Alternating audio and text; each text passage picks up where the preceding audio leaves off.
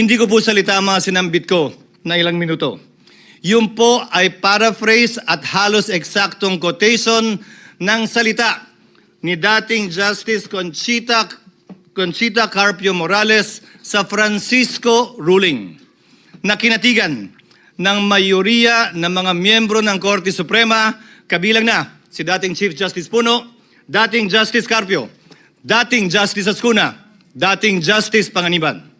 Ano nga ba itong Francisco ruling na pinag-uusapan natin to? Ano nga ba ang pinagkapareho, pinagkaiba nito sa kasalukuyan nating hinaharap? At bakit ko ba ito tinatanong? Ginoong Pangulo, bahagi ako ng Kongresong nagtangka na i-impeach si dating Chief Justice Davide. Bakit ko sinabing tangka? Dahil pinigilan po kami ng Korte Suprema. In-enjoin at nag-issue ng TRO ang Korte Suprema at ito yung desisyong yun. Francisco case na palaging sinasite po natin. Ano bang pinagkapareho? Ang aligasyon laban sa nasasakdal noon na si Chief Justice Davide, kaugnay din ng corruption. Daang milyon din. Ang pinag-usapan, initiation of impeachment na dapat sole prerogative din ng Kamara. Ang pinag-usapan, ano bang definisyon ng initiation na dapat sole jurisdiction din ng Kamara? Ang tanong ko po ay simple. Noong mga panahong yun, nasaan po lahat na nagrereklamo ngayon at nagko-question sa desisyon ng Korte Suprema? Yung mga mahistradong nagko-question ngayon na retirado na, bumoto sila pabor doon. Subalit ngayon, tila nag-iba ang posisyon. Ano nga ba ang pinagkaiba kung meron man? Klaro ang pinagkaiba. Iba ang pangalan ng nasasakdal. Today, Mr. President, distinguished colleagues, sa mga minamahal nating kababayan. For many of us, the past 2 weeks have proven to be an exasperating, mentally and emotionally exhausting experience. Both sides have fought bitterly a dialectical struggle to articulate what they respectively believe to be the correct position or view on the issues involved. Passions had run high as demonstrators, whether for or against impeachment, took to the streets armed with their familiar slogans and chants to air their voice on the matter. Various sectors of society, from business, retired military, academe, denominations of faith, offered suggestions for a return to a state of normalcy in the official relations of governmental branches. Through all these, and as early as the time when the articles of impeachment had been constituted, the court was specifically asked, told, urged, and argued to take no action of any kind and form with respect to the prosecution by the House of Representatives of the impeachment complaint. When the present petitions were knocking, so to speak, at the doorsteps of the court, the same clamor for non-interference was made through what are now arguments of lack of jurisdiction, non-justiciability, and judicial self-restraint, aimed at halting the court from any move that may have a bearing on the impeachment proceedings. The court did not heed the call to adopt a hands-off stance as far as the question of constitutionality of initiating the impeachment complaint is concerned. What lies in here, is an issue of genuine constitutional material which only the court can properly and competently address and adjudicate in accordance with clear-cut allocation of powers under our system. The claim, therefore, that the court, by judicially entangling itself with the process of impeachment, has effectively set up a regime of judicial supremacy is patently without basis in fact and in law, because it is not at all the business of the court to assert dominance, judicial dominance, over the other two great branches of government. Rather, the raison d'etre of the judiciary is to complement the discharge by the executive and legislative of their own powers to bring about ultimately the beneficent effects of having founded and ordered our society upon the rule of law. Mr. President, distinguished colleagues, the institution that is the Supreme Court, together with all other courts, has long held and been entrusted with the judicial power to resolve conflicting legal rights regardless of the personalities involved in their suits or actions. The court has dispensed justice over the course of time, unaffected by whomsoever stood to benefit or suffer therefrom. Unafraid by whatever imputations or speculations could be made to it, so long as it rendered judgment according to the law and the facts. No one is above the law or the Constitution. This is a basic precept in any legal system which recognizes equality of all men before the law as essential to the law's moral authority and that of its agents to secure respect for and obedience to its commands. Perhaps there is no other government branch or instrumentality that is most zealous in protecting that principle of legal equality other than the Supreme Court, which has discerned in its meaning and ramifications through its application of numerous cases, especially the high-profile kind in the annals of jurisprudence. The Filipino nation and its democratic institutions have no doubt been put to a test once again by this impeachment case. Accordingly, the court resorted to no other than the Constitution in search for a solution to what many feared would ripen to a crisis in government. Sa muli, magandang gabi po sa ating lahat. Hindi ko po salita mga sinambit ko na ilang minuto. Yun po ay paraphrase at halos eksaktong quotation ng salita ni dating Justice Conchita Carpio Morales sa Francisco ruling na kinatigan ng mayoriya ng mga miyembro ng Korte Suprema, kabilang na si dating Chief Justice Puno, dating Justice Carpio, dating Justice Ascuna, dating Justice Panganiban.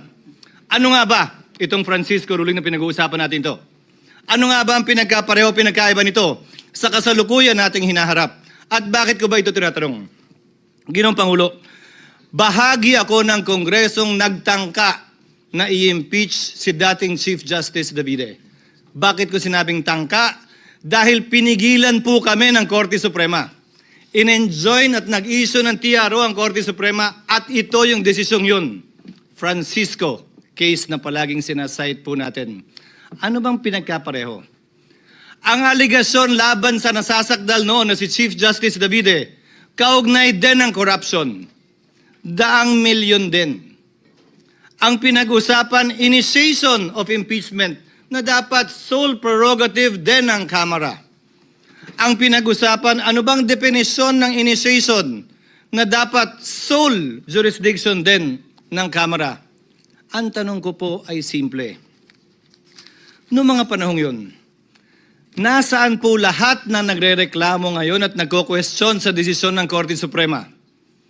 Yung mga mahistradong nagko-question ngayon na retirado na, bumoto sila pabor doon. Subalit ngayon, tila nag-iba ang posisyon. Ano nga ba ang pinagkaiba kung meron man? Klaro ang pinagkaiba. Iba ang pangalan ng nasasakdal.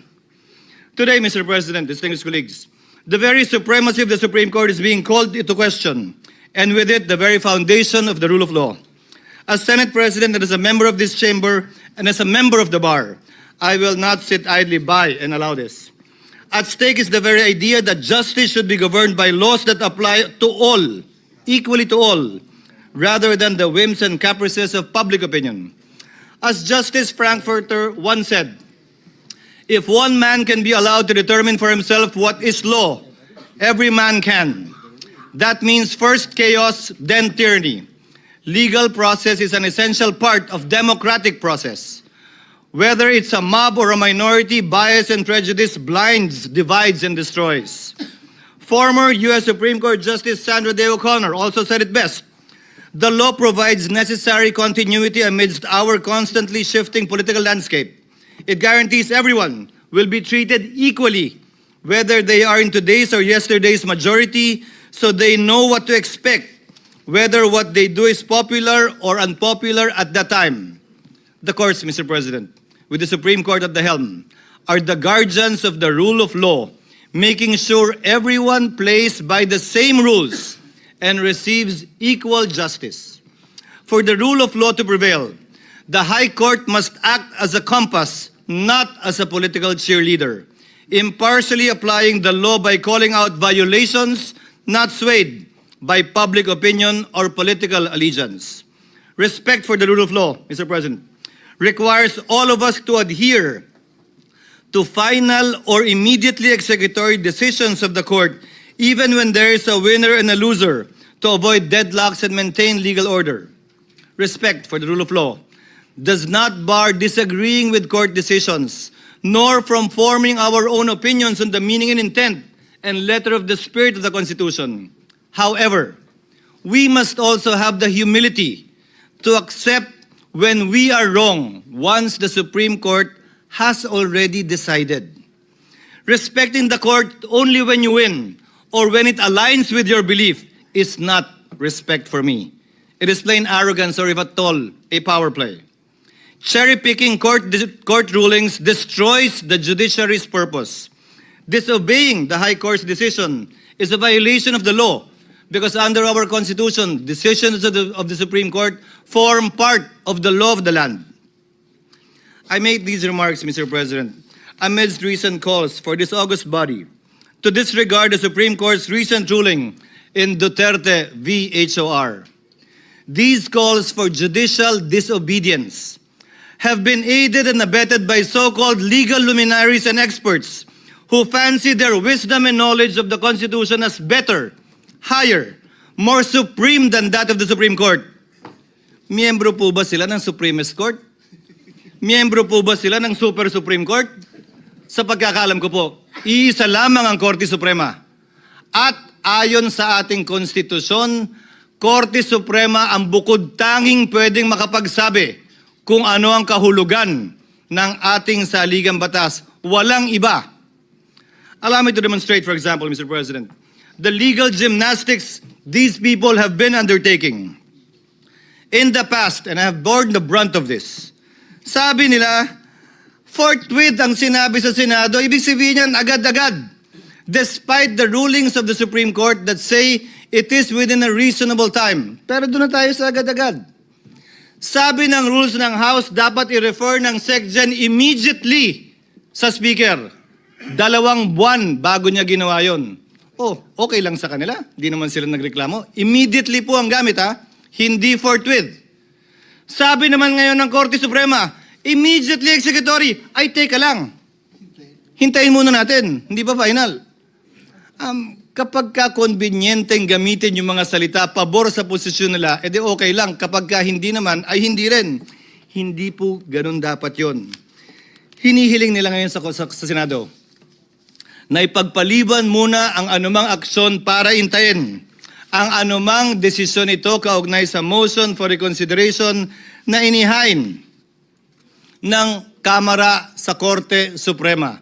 Subalit tulad ng naipaliwanag na kanina, kaugnay ng motion na pinagbobotohan natin ngayon, kung magbago man ang Korte Suprema sa kanilang desisyon na unanimous noong July 25, 2025, meron pong paraan at proseso pa ang Senado para sundin ang bagong desisyon yan ng Korte Suprema kung sakasakaling mangyayari po yan.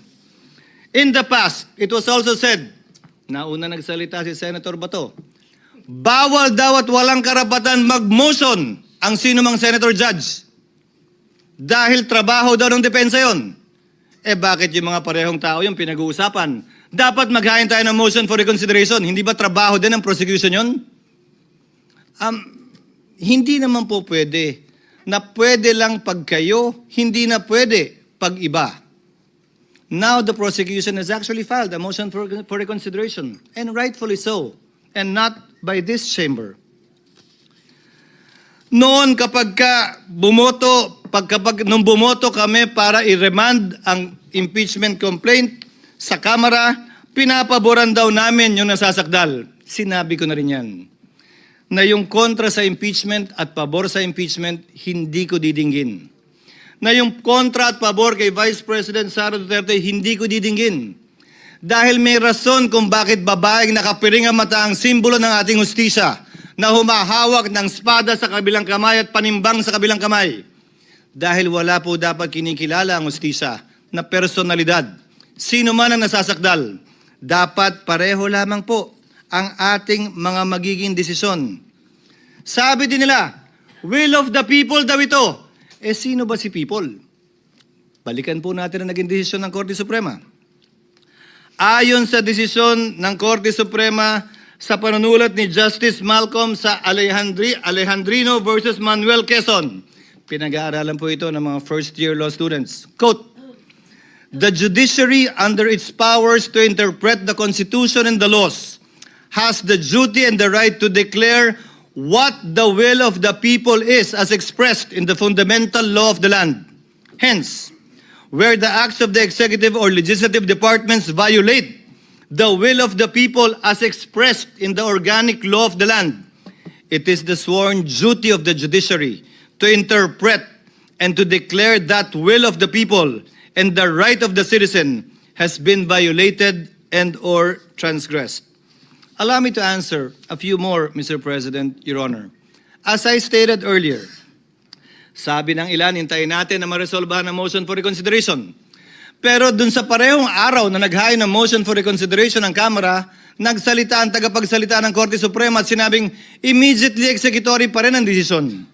Sinahid ko rin kanina ang Section 1, Rule 16, AM number 10-4-20 ng Supreme Court na nagsasabi na ang resolusyon ay magiging executory lamang kapag ka ito'y nagkaroon ng entry of judgment maliban na lang kung sinabi sa desisyon na ito'y immediately executory na siyang nangyari sa kasong ito. Binanggit din kanina ni Senator Cayetano ang Section 4, Rule 39 ng Rules of Court na nagsasabi na immediately executory na mga desisyon ay hindi kailangan maghintay na maresolbahan anumang apela o motion for reconsideration na nakabinbin. Ginagamit din ang operative fact doctrine. Ang operative fact doctrine po ay exception sa rule ng null and void ab initio. Ito po ay hindi rule, ito ay exception sa rule. Gamit po ang sinulat na desisyon ni Justice Tony Carpio sa League of Cities versus Comelec. Ito ang sinabi po niya. The invocation of the operative fact doctrine is an admission that the law or act is unconstitutional. Bago po natin sabihin, gamitin natin to. Aminin niyo muna. Illegal at bawal ang ginawa ng Kamara. Sa parehong desisyon, sinabi din ni Justice Carpio, it will open the floodgates to wanton enactment of unconstitutional laws and the commission of unconstitutional acts and a mad rush for their immediate implementation before the court can declare them unconstitutional. This view, according to him, is an open invitation to serially violate the Constitution and be quick about it, lest the violation be stopped by the court. Sinabi din po ni Justice Carpio sa desisyong Aralio versus Aquino, those who acted in bad faith with gross negligence cannot invoke this doctrine. Hindi po pwedeng pakinabangan nung taong gumawa ng unconstitutional at illegal act ang doktrinang ito. Pwede lamang po itong gamitin ng mga partidong walang kinalaman dun sa ginawang mali, masama o di naaayon sa saligang batas. Ika nga, he who comes to equity must come with clean hands, and he who seeks equity must likewise do equity. Mr. President, distinguished colleagues, kinondina din ng ilang legal luminaries tulad ng Felconsa na dating pinangunahan ng nanguna sa impeachment complaint na si Speaker Romualdez, ilang taon lamang ang lumilipas, na hindi daw, bagong requirement daw ang due process. Dagdag daw ito. Mr. President, Your Honors, they should read Francisco again. They forgot that lack of due process in the impeachment process had been raised and in fact was specifically mentioned in the separate concurring opinions. And allow me to quote the concurring opinion of Justice Panganiban. The due process clause enshrined in our fundamental law is a condition sine qua non that cannot be ignored in any proceeding, administrative, judicial, or otherwise. It is deemed written into every law, rule, or contract, even though not expressly stated therein. Hence, the House rules on impeachment, insofar as they do not provide the charged official with number 1, notice, and number 2, opportunity to be heard prior to being impeached, are also unconstitutional. Needless to say, the due process limitation on the impeachment process was already discussed in Francisco. May pumalag ba nun? Wala. Yung nagre-reklamo ba ngayon kaugnay sa bagong requirement yung due process, nag-react nung sinulat ito at naging bahagi ng Francisco ruling? Hindi ko rin po napansin. Sinabi din po ng ilang legal luminary, partikular binanggit din ito ni Speaker Romualdez, When the court begins to create rules on how it and other high officials may be impeached, it risks writing the terms of its own immunity. This point was also discussed in Francisco. Ang sabi ng korte nito, illogical ito at non-sequitur. Alalahanin po natin. Hula lamang yung gagamitin din ito pabor sa kanila. Sa kaso ng Francisco, nakaupong Chief Justice ang nasasakdal. Pero sinabi mismo ng korte, hindi bale yan. Hindi namin pinapaboran ang kabaro namin sa pagbaba namin ng desisyong ito. Mr. President, the Constitution establishes a system of checks and balances, not a system of retribution. Threatening the Supreme Court with impeachment simply because one disagrees with the ruling is a dangerous assault on our constitutional order. The Senate, Mr. President, stands ready to uphold the integrity of the Constitution as well as the institutions created under it. My dear colleagues, we are told that to honor the court's ruling is to betray the truth, that by choosing fidelity to the law, we somehow abandon accountability, but nothing for me could be further from the truth. To this regard, the ruling would not only defy the Constitution, it would drag the nation into a crisis it can ill afford. It would erode the authority of our laws, embolden those who believe they are above it because they know it all or simply know better. To those seeking to disregard the Supreme Court's decision, I ask these simple questions, Mr. President. Again, in light of the Francisco ruling on former Chief Justice Davide, and it was okay then because they did not want then Chief Justice Davide to be impeached. Are you truly for accountability or simply anti-Duterte? Do you truly respect and want to preserve the Constitution or you simply hate the Vice President? Are you serving the nation's interest or protecting and pursuing your own personal ambitions or agenda? Are you fighting for truth or are you simply after revenge? Do you really want a trial or do you just want a conviction? Do you really believe that we are wrong or do you simply think and feel entitled and believe that you are always right? Remove the name, Mr. President, of the Vice President in this case. Apply the decision of the High Court, as Senator Cayetano said earlier, to another impeachable official. Would our positions, would your positions be the same? When I was faced with this situation, Mr. President, I respected the court's decision, even if I disagreed with it. I am still voting to respect that court's decision. As quoted at the start of my speech, Mr. President, the dispensation of justice over the course of time should be unaffected, whomsoever stood to benefit or suffer therefrom. The courts should be unafraid of whatever imputations or speculations could be made against it by those disagreeing. I will not cast a vote that says complying with the Supreme Court ruling is optional. Anyone who will say, I will respect the Supreme Court today and condemn it tomorrow, is not showing fidelity to the Constitution. It is submission to the passions of the day, to the shifting winds of public sentiment that may or may not be just. Fidelity to the Constitution, Mr. President, must prevail even when it is unpopular, inconvenient, or misunderstood. In fact, Mr. President, distinguished colleagues, it must prevail especially when it is unpopular, when it is inconvenient, and misunderstood. Finally, Mr. President, let today's verdict be a stern and unequivocal warning to anyone who would dare use the Senate for their personal battering ram to further their personal political ambitions. To the House of Representatives, I say, do not allow yourselves to be used for the blind hatred and ambition of a few who did things haphazardly, gravely abused their discretion, and violated due process rights under the Constitution as found by the High Court itself. In spite of all these, you expect everyone to roll over in obedience. When we did not, you moved hell and high water to destroy personalities, malign reputations, and tarnish institutions.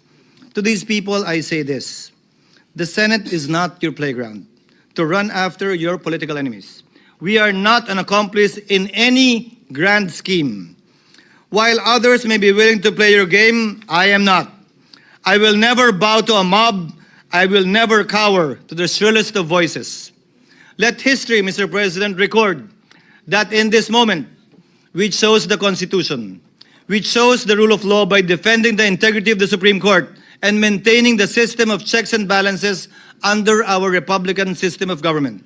Let this chamber be remembered, not for the passions we inflamed, but for the principles we upheld. I vote yes to the motion, Mr. President. I vote yes to the rule of law, yes to the Constitution, yes to the supremacy of the Supreme Court in interpreting it. Thank you, Mr. President. Thank you, Senate President.